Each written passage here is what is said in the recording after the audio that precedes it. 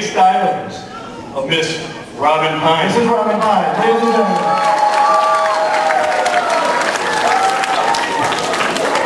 Hi everyone. Thank you for coming tonight. I just want to share a little story with everyone. Being married to a man from Brooklyn, New York for 20 years, and he thinks that I talk funny. I think he talks funny. I was born and raised in Boston, and he says, you talk Boston. And also, I just found out he hates my cooking. I think he talks funny. He says Brooklyn and corn, and he sounds like this. Park your car in Harvard Yard. Once he told me a story with his New York accent. He said, I told my daughter not to give the dog chocolate. What did my daughter do? She gave the dog chocolate. Now I have a dead dog, a dumb daughter, and no chocolate. Linda Petrino, are you there in the audience? Can you stand up, please? Thank you. You're from Brooklyn, New York. Is that the way people talk? I thought so. It's the way my mother-in-law talked anyway. Oh, sorry, husband. Not supposed to tell mother-in-law jokes in public. Sorry. Well, my husband, he said, how do you get to the New Market Basket? And I replied, go down our street, take a left, and go around the rotary. Ah, street? What are you talking about? Are you going to the dentist? What do you mean, ah, street?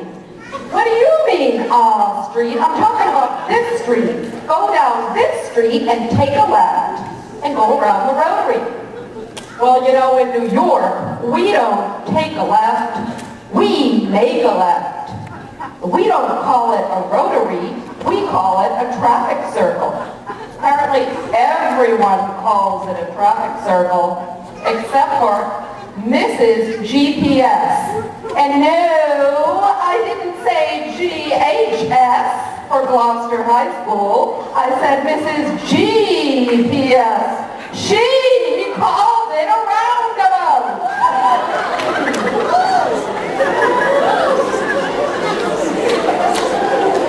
So I told my husband, I know you never listen to me, but you really want to go this particular way. Because if you go to Market Basket the other way, the traffic's going to be bumpa-da-bumpa. He had a field day with bumpa-da-bumpa. So it can be confusing being married to a man from Brooklyn, New York, just 6 hours away, and he thinks that I speak like a person from another planet. Which leads me to our third date. He took me to a play in Boston, nevertheless. During intermission, we went to the lobby and had a snack. He was holding the tickets to get back inside. I said, honey, I need to go to the ladies' room, and when I get back, I'm going to meet you at the bubbler. So I come back, and I'm standing at the bubbler, and there's no clip. I'm all by myself. I get ding, ding, curtain call, and I could not find him at the bubbler. So what did I do? I went over to the ticket booth, and I had him paged. Excuse me? Cliff Pine, would you please report to the ticket booth? Cliff Pine, please report to the ticket booth. Your girlfriend is lost.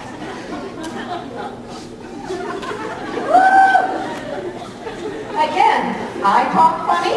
Apparently, everyone else called the bubbler a water fountain. But what he didn't realize is he was in Boston.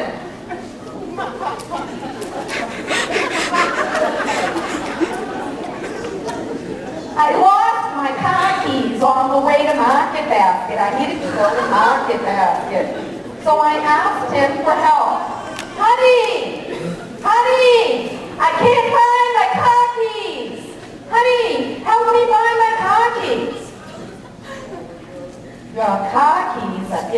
closet.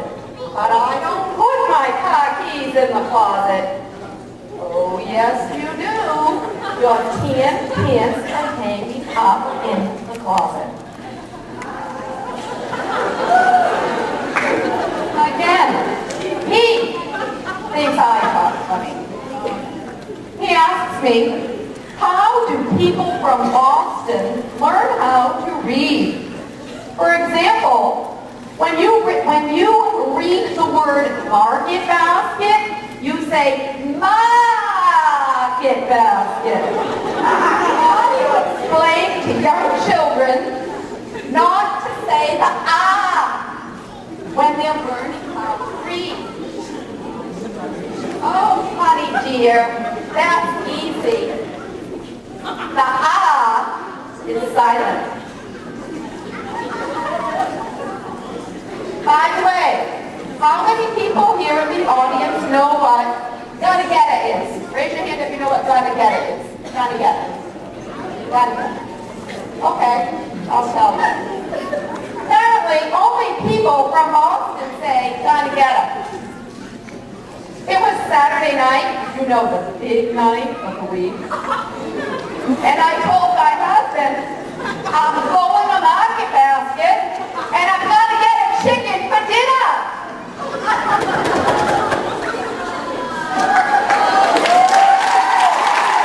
Say yes.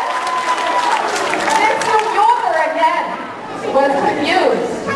He replied, oh, you're going to Market Basket and you're going to get a chicken for dinner? That's what I said. I'm going to Market Basket and I'm going to get a chicken for dinner. He said, oh, okay. I replied, honey, I need a check for $40. 40, he said.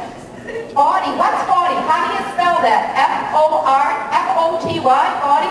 What is 40? I said, you know, it's the number that comes after 39.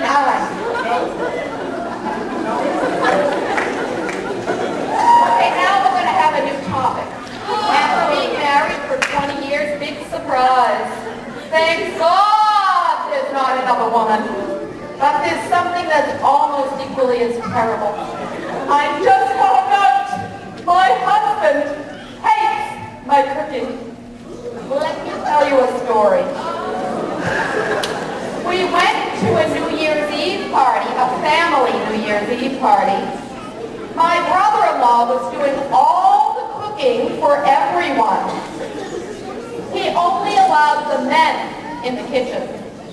The women were banished downstairs in the family room where he made homemade hors d'oeuvres. Seems like hours went by as the men were enjoying New Year's Eve cocktails. Very many cocktails, because my husband, who is usually very quiet and never says much, confided to my brother-in-law. He was watching my brother-in-law cook with so many different herbs and spices. He made a remark. My wife is a bad cook. Oh. Everything she cooks tastes the same. It's either overcooked or burnt. Not only is the food overcooked and burnt, but she always gives me 2 portions. I have enough trouble putting down 1 portion, never mind 2. My brother-in-law told me this, but he also said that I was not allowed to tell my husband. Keeping the secret burned me up inside. I was livid. I was so angry and so livid. It was the liver with an R. L-I-V-E-R-E-D. I was livid. I say it not with the silent R. The only thing my husband ever said about my cooking was a question. He asked, where did you learn how to cook? I replied, from my mother. Your mother? What's a mother? that's not the father. Boy, sometimes these people from New York are not very bright. Well, what did your mother teach you? It's simple. You mix one big jar. You put in salt, pepper,